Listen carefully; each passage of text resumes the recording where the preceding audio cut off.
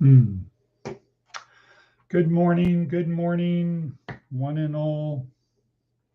Here we are at Department of Career Services. Actually, today is G.school. Today is Saturday, April 27th, 2024. It's about 6 o'clock in the morning, just after 6 a.m. here in Pahrump. Don't quite know what the weather's like. Had a little bit of rain and snow yesterday, snow in the mountains.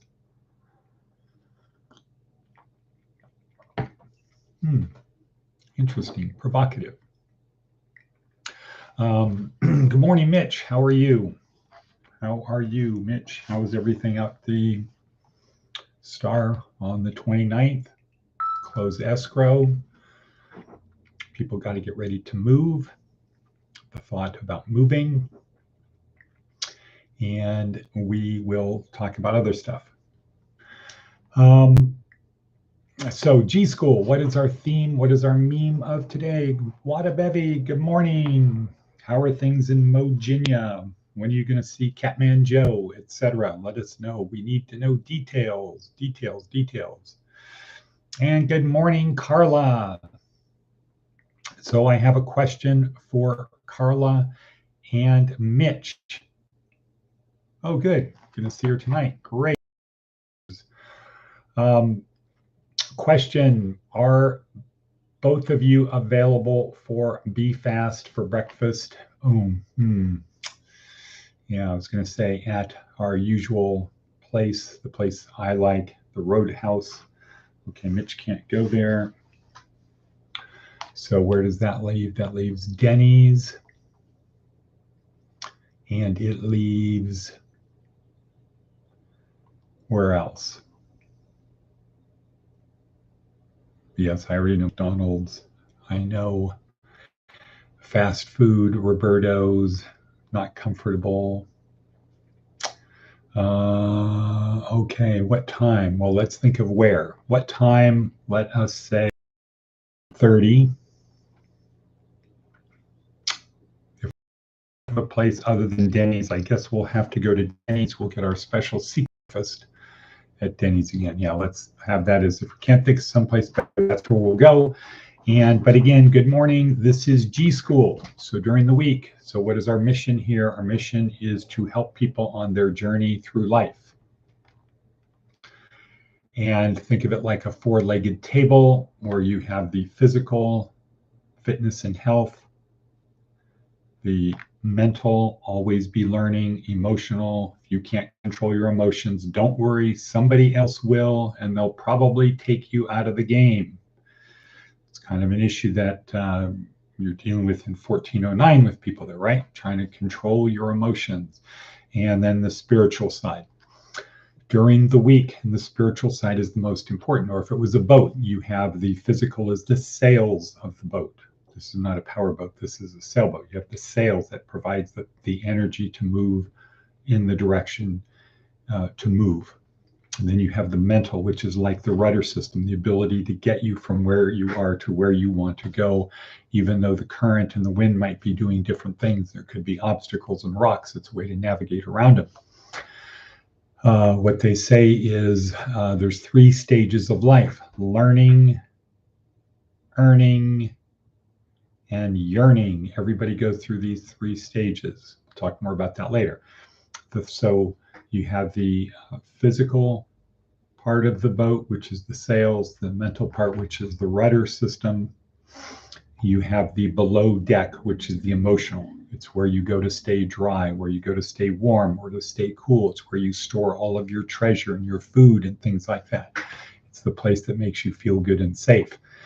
And then you have the hull of the ship, and that's like the spiritual part. And everything else can fail. The sails can fail, the rudder can fail, everything can fail. But if you have the whole of the ship is intact, you can just drift along until someone comes to rescue you. Same thing in life. On the other hand, you could have great sails, great rudder, great below deck, but if your hull is breached, you're going down. And that's what happens with so many people who are successful in life that end up committing suicide. Like who? Robin Williams, Michael Jackson, Prince, um, Kate Spade, Anthony Bourdain. The list goes on and on and on and on and on. They have everything in life, great rudder, great sails, great below deck. They've got tons of treasure down there. They can have supplies go wherever they want, but the hull gets breached and they go down. So during the week, we focus on physical, mental, and emotional. Weekends is G.school. We focus on the spiritual side because at the end of the day, that's the most important. And you have to just ultimately, everybody should deal with the question of, does something happen after I die? And as time goes on, it's appearing that more and more we have a transcendental nature. Let's call it a soul, that we do have a soul. There is more and more evidence. Am I crooked in the seat? We have more and more evidence that we do have a soul. Okay, so what's the meme? What's the theme of today? What is our meme, people? Our meme. What is a meme? A meme is an idea that spreads from brain to brain. Our meme is the 7 spiritual works of mercy. However, there's 2 things I want to talk about before that. One is to talk about the 3 stages of life that everybody has to go through: learning, earning, and yearning. And it turns out the more you learn, the more you earn. Generally speaking, yes, there is a normal distribution. Learning, earning, and yearning. The more you learn, the more you earn, and the more you earn, the less you yearn. What does Elon Musk yearn for? They're one of the richest guys in the world. What does he yearn for? What does Jeff Bezos yearn for?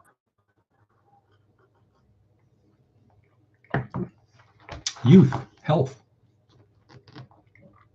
If they said to Elon Musk, how much would you pay to have physical time stop for 10 years on your body? You will not physically age for 10 years. So in other words, you're going to get 10 years of this quality of physical life that you have right now, physical, mental, emotional life that you have right now. That's going to stretch out for 10 years. And then you'll pick up 10 years from now where you would be tomorrow, physically, mentally, emotionally. How to pay? Some people say he'd pay more than $200 billion for that, because he'd say, I can get that back.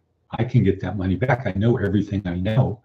I pay $300 billion to have 10 more years added onto my life of the status, the state, physical, mental, emotional state I'm in right now. So everybody goes through those 3 stages. The challenge is people who don't do stage 1 right, they don't learn, they think they can jump right into earning. They don't get, they are limited. One of the things we should have gotten from today's TED Talk is you are limited. Again, there's a normal distribution. Yes, some people win the lottery, but that's not the way to go through life.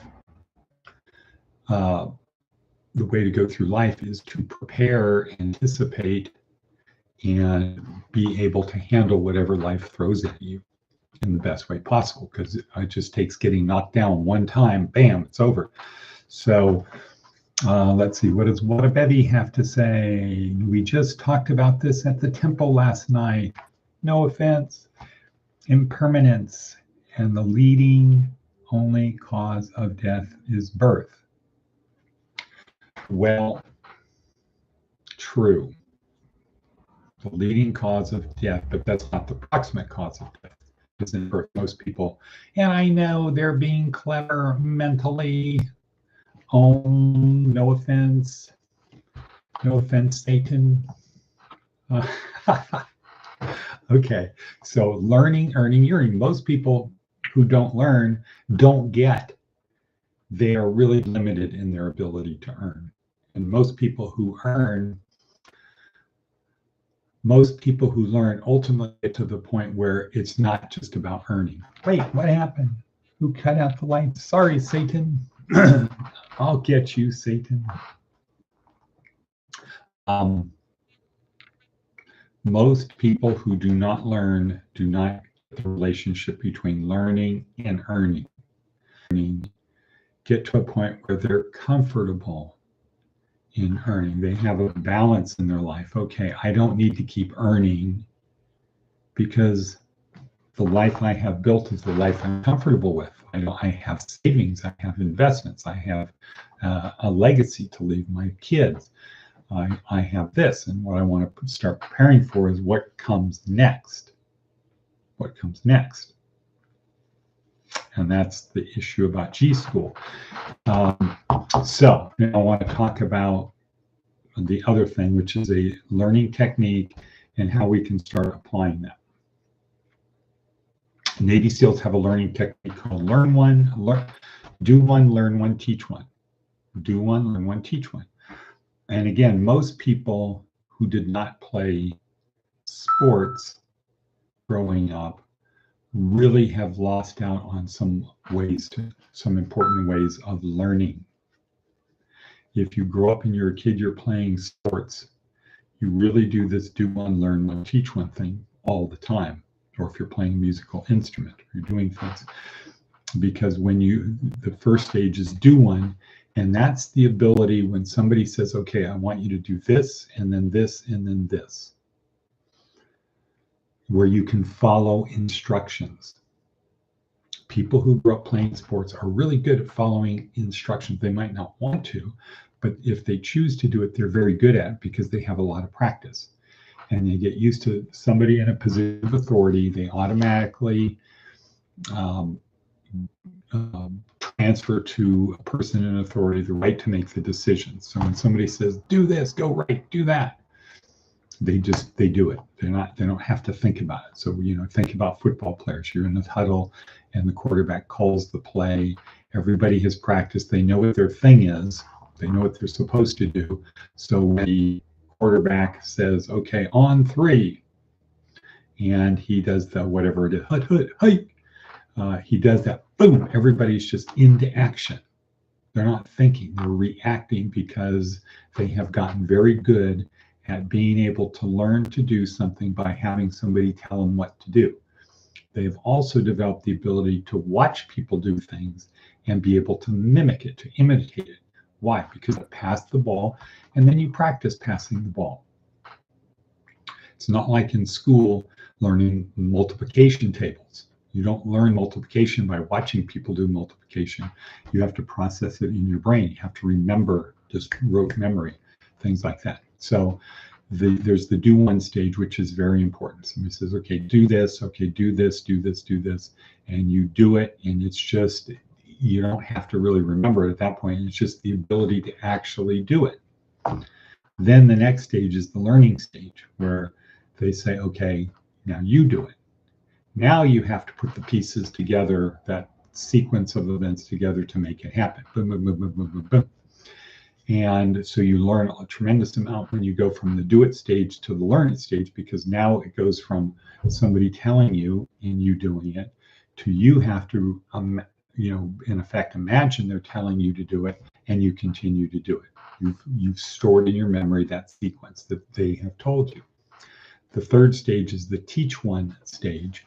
And this is where you actually learn the most, because for one reason, you have to sort of put yourself in the other person's brain. So when you're telling them do this,